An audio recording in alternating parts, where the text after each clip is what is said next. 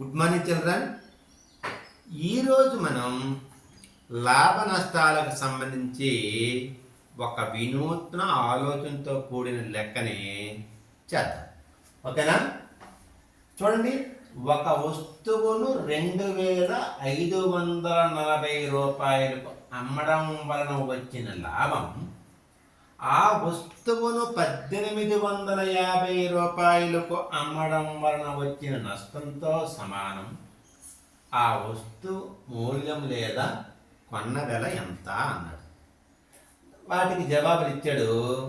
ఏ 2095 రూపాయలు, బి 2195 రూపాయలు, సి 2010 రూపాయలు, డి 2020 రూపాయలు. ఇక్కడ వస్తువుని అమ్మడం వలన ఒకసారి లాభం వచ్చిందట, అదే వస్తువుని అమ్మడం వలన ఒకసారి నష్టం వచ్చిందట.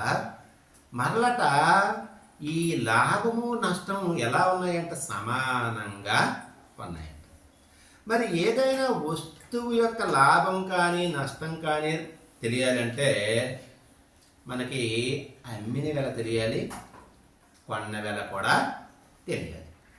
ఈ రెండిట్లో రెండు కండిషన్లో కూడా అమ్మిన వెల ఇచ్చాడు తప్ప మనకి కొన్న వెల మనకి ఇవ్వలేదు. కనుక కొన్న వెలను మనం ఏమనుకుంటామంటే X రూపాయలు అనుకుంటాం.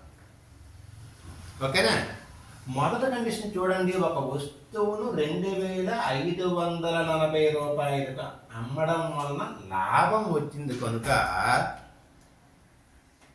2540 రూపాయలకు అమ్మడం వలన లాభం వచ్చింది కనుక లాభం ఈక్వల్ టు అమ్మిన వెల మైనస్ కొన్న వెల.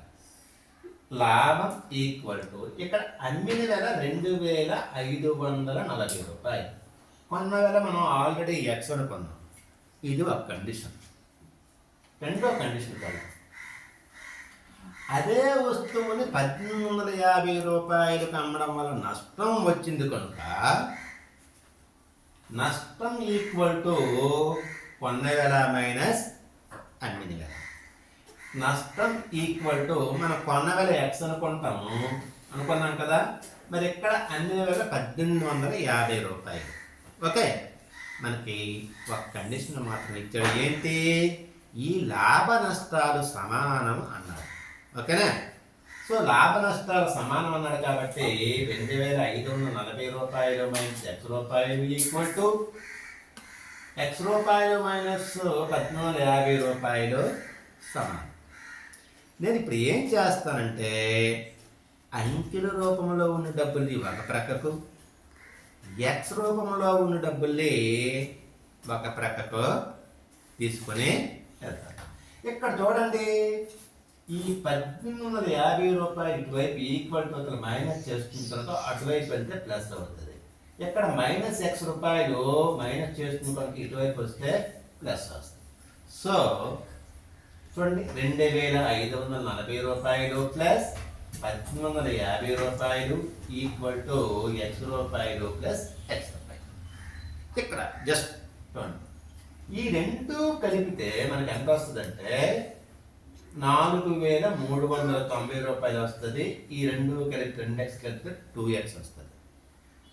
నా యొక్క లెక్క సౌలభ్యం కోసం ఏం చేస్తానంటే విలువలని ఇటు అటు అటువి ఇటు చేస్తాను. అంటే 2x రూపాయలు ఈక్వల్ టు 4390 రూపాయలు. ఇక్కడ ఈ రెండు అనేది Xని గుణకారం చేస్తుంది. ఈక్వల్ టు యువతలో తీసుకొస్తే భాగాహారం చేస్తుంది. X ఈక్వల్ టు 4390 రూపాయలు డివైడెడ్ బై 10.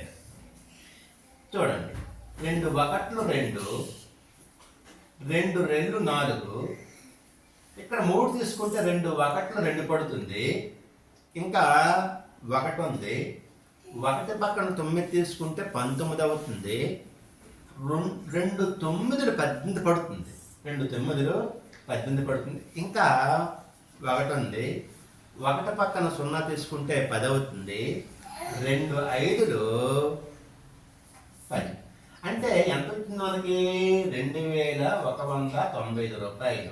కొన్న వెల ఈక్వల్ టు ఎక్స్ రూపాయలు ఈక్వల్ టు 2195 రూపాయలు అనమాట.